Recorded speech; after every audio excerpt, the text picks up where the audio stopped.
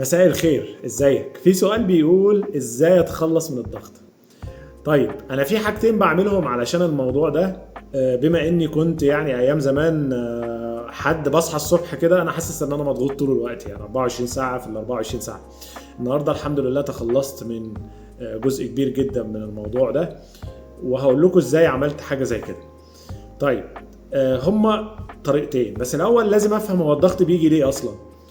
الضغط دايما بيجي علشان خاطر يطور الشخص في نقطة معينة، فهو مثلا جاي لي في علاقة ما، فالعلاقة دي دايما فيها مشاكل وخناق وزعيق والى اخره، فانا لازم اتطور في الموضوع ده وافهم يعني ايه علاقات وازاي اتعامل مع الناس والى اخره علشان خاطر اصلح الموضوع ده.